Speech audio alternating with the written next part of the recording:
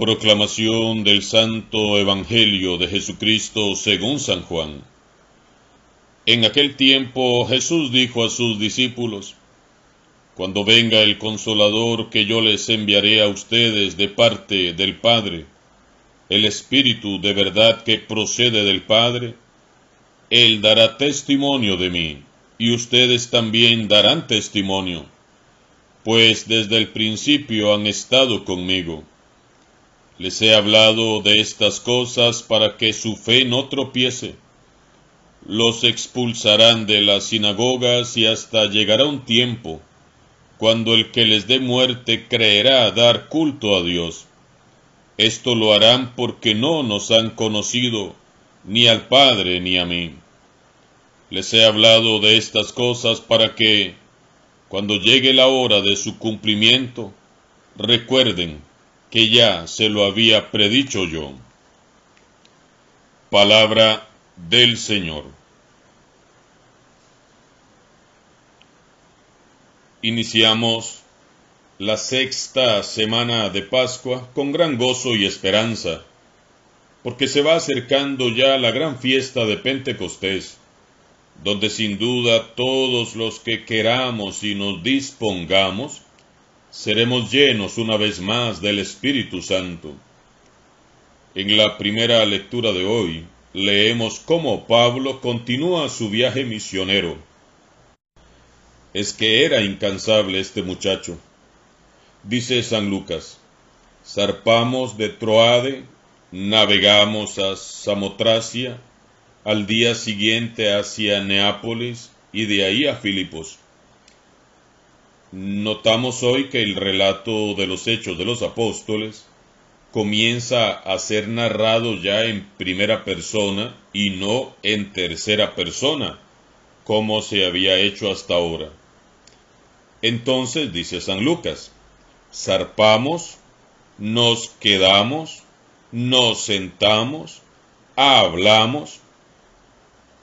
Esto ocurre porque Pablo en este viaje se encontró con Lucas, un convertido de Antioquía, un médico muy estimado, a quien embarcó en su aventura misionera. En adelante, Lucas será su compañero de viaje y el confidente directo de Pablo. Lucas, por lo tanto, se involucra de lleno en la misión evangelizadora de San Pablo a partir de este momento. En este pasaje de hoy se nos revela cómo Pablo, el gran misionero de Cristo, llevado por el Espíritu Santo, incursiona en lo que hoy es Europa. Todos los que hemos recibido la fe desde el continente europeo somos cristianos, porque un día Pablo llegó a la playa de Neápolis en el Mediterráneo, en lo que hoy conocemos como Grecia. Imagínense ustedes, la aventura misionera comenzó en Jerusalén, junto al Gólgota y una tumba vacía, para luego irse extendiendo como fuego por Judea, Samaria, Antioquía, luego por Asia Menor, y ahora llega a Europa, y de Europa para el mundo entero. Y así se ha ido extendiendo por más de 20 siglos, llegando a multitudes de pueblos y naciones para la gloria de Dios. Pero, hermanos y hermanas, aún hay mucho que hacer. La misión continúa. La iglesia que antes era, ya no es. Se nos han descristianizado los pueblos. Es hora de retomar nuestra misión. Oremos con fe para que el Espíritu Santo nos encienda y nos levante como discípulos enamorados de Cristo, y que como San Pablo nos tomemos ya en serio la misión que Jesús nos ha encomendado. Hay muchas personas a quienes no se les ha comunicado la buena noticia del Evangelio y están ahí muy cerca de donde estás en este momento, Nuestros jóvenes están siendo bombardeados por toda clase de ideologías nefastas, llevándolos a la confusión y el vacío. ¿Quién va a ir a anunciarles a ellos las buenas nuevas de Jesús? Ser cristianos es abrazar con amor la misión que Jesús nos encomendó. Y este no es un asunto exclusivo del Papa, los obispos, sacerdotes, religiosos y religiosas. Este es un compromiso de todos los bautizados.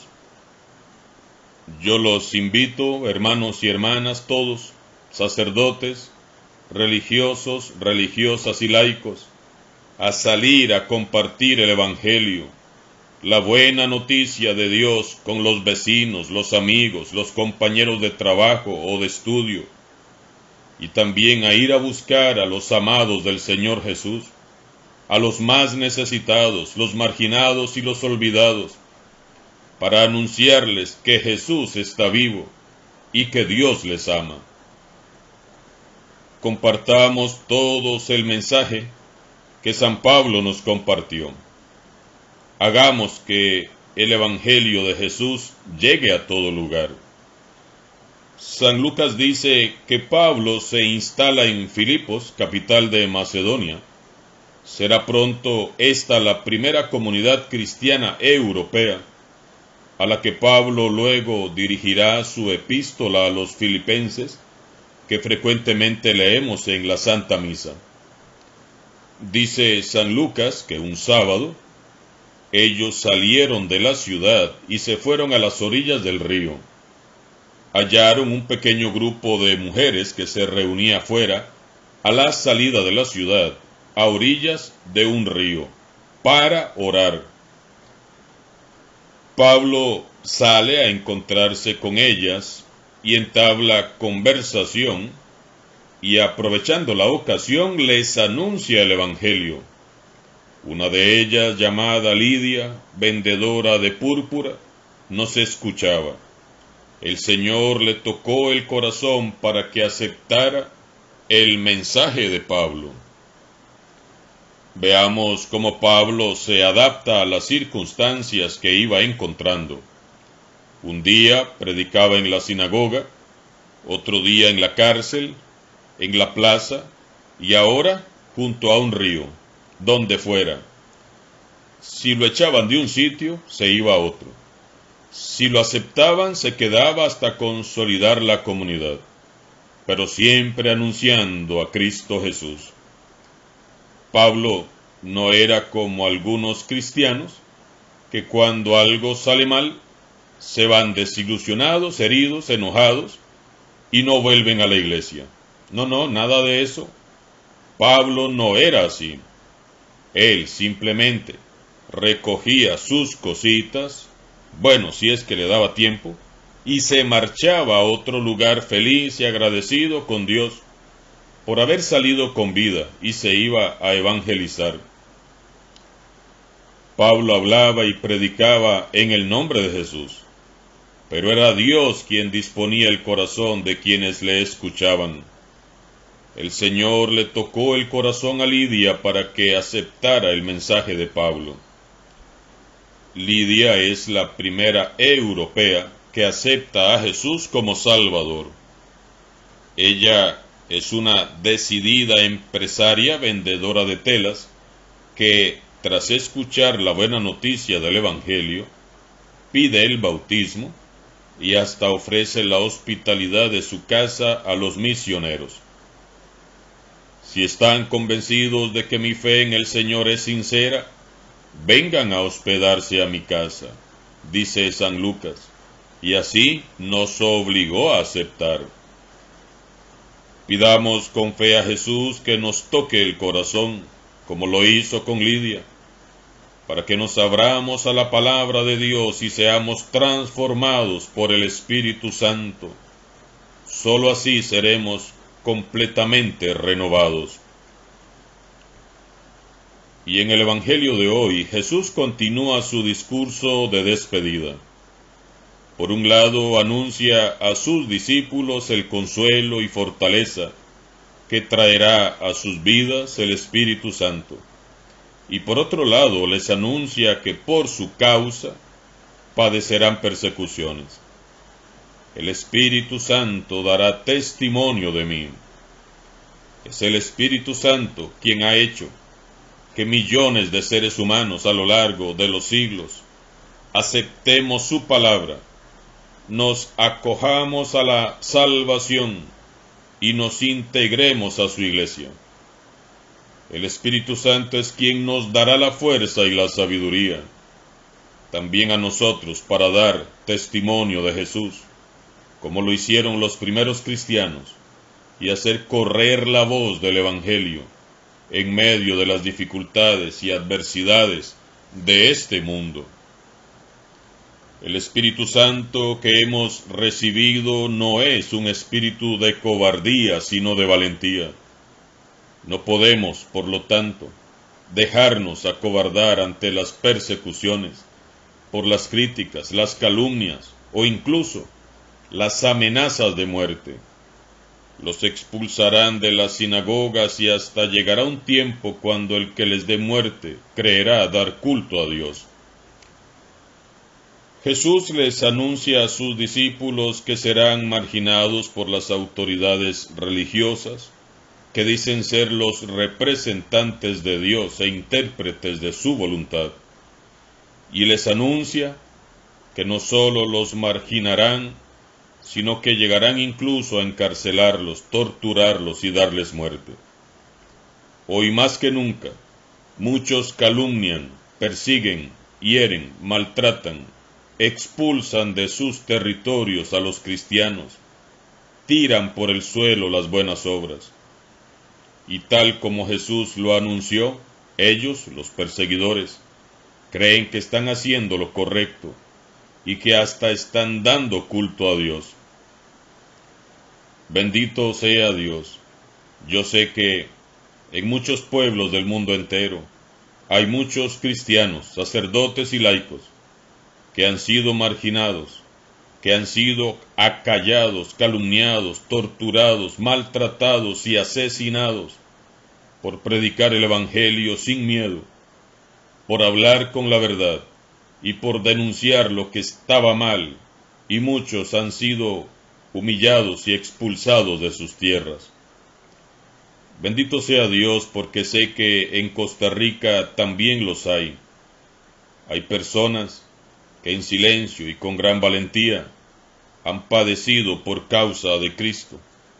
Y eso quiere decir que en este país el Evangelio sigue dando buenos frutos. Preocupémonos de verdad cuando nadie nos persiga, porque eso quiere decir que como cristianos no estamos haciendo nada.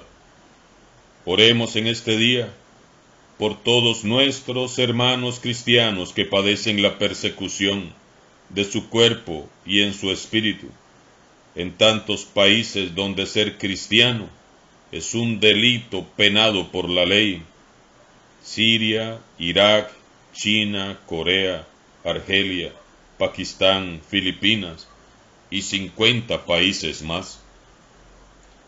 Muchos hermanos nuestros son encarcelados, torturados, violados y heridos en su cuerpo y en su alma. Muchos pasan hambre y sed y son obligados a trabajar como esclavos. Cientos son asesinados y aún así los que quedan no reniegan de su fe.